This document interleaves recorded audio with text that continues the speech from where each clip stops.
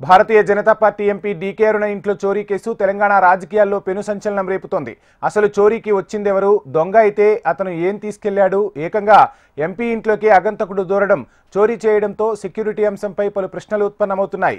MP ఇంట్లో ఆగంతకుడు హల్చల్ వ్యవహారానికి సంబంధించి Hyderabad commissionerate west zone DCP Vijay Kumar MP DK Aruna ఇంట్లోకి ఆగంతకుడు ప్రవేశించాడని, ఈ కేసులో సైంటిఫిక్ ఎవిడెన్స్ ఉపయోగించి దర్యాప్తు కొనసాగిస్తున్నట్లు తెలిపారు. సీసీ కెమెరా ఫుటేజ్ ఆధారంగా నిందితుడిని గుర్తించే ప్రయత్నం చేస్తున్నామన్నారు. ఇంట్లోకి చొరబడ్డ దొంగ ఎలాంటి వస్తువులు దొంగిలించలేదని డీసీపీ తెలిపారు. అసలు ఆగంతకుడు ఎందుకు వచ్చాడు అనే విషయంపై విచారణ చేస్తున్నామన్నారు. డీకే అరుణ ఇంటి వద్ద పరిసర ప్రాంతాల్లో పోలీస్ గస్తీ పెంచుతామన్నారు. విచారణకు అవసరమైన వివరాలను డీకే అరుణ ఇచ్చారని డీసీపీ తెలిపారు.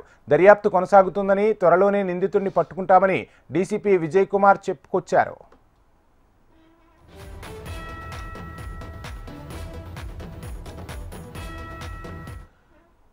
ఇక ఆగంతకుడు ఇంట్లోకి చొరబడటంపై డీకే అరుణ సైతం పోలీసులకు ఫిర్యాదు చేశారు. దీంతో కేసు నమోదు చేసుకున్న పోలీసులు దర్యాప్తు చేపట్టారు. ఇంటి పరిసరాల్లో ఉన్న సీసీటీవీ కెమెరాలను పరిశీలించారు. అదేవిధంగా ఇంట్లో పనిచేసే వర్కర్ స్టేట్మెంట్ నమోదు చేశారు. చోరీ వ్యవహారంపై డీకే అరుణ స్పందించారు. తమ ఇంట్లోకి ఓ ఆగంతకుడు ప్రవేశించి అలజడి సృష్టించాడని, వచ్చిన వ్యక్తి ఇంట్లో ఒక్క వస్తువు కూడా తీసుకుపోలేదన్నారు. ఈ ఘటనకు సంబంధించి సీఎం రేవంత్ రెడ్డి సైతం ఎంపీ డీకే అరుణతో ఫోన్లో మాట్లాడి ఆరా తీశారు. ఆగంతకుడు రోడ్ నెంబర్ 45లో నుంచి తమ ఇంట్లోకి వచ్చాడని, ఇల్లు మొత్తం తిరిగినట్లు ఆమె చెప్పారు. కొన్ని కెమెరాలు ఆఫ్ చేసి గంటన్నరకు పైగా ఇల్లు మొత్తం కలియ తిరిగాడని తెలిపారు. ఆగంతకుడు వచ్చిన సమయంలో తమ మనమరాలు ఇంట్లోనే ఉందని, అమ్మాయిపైన ఏదైనా దారుణానికి ఒడిగట్టి ఉంటే పరిస్థితి ఏంటనే భయంలో తామున్నామని, తమకు భద్రత కల్పించాలని సీఎం రేవంత్ రెడ్డిని కోరినట్లు డీకే అరుణ తెలిపారు.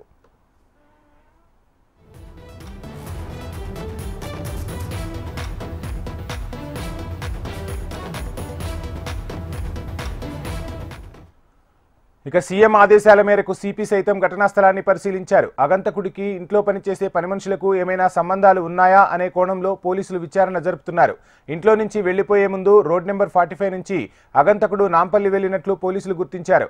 నాంపల్లి రైల్వే స్టేషన్ నుంచి ఎటు వెళ్లాడనేది ఇంకా క్లారిటీ రాలేదు.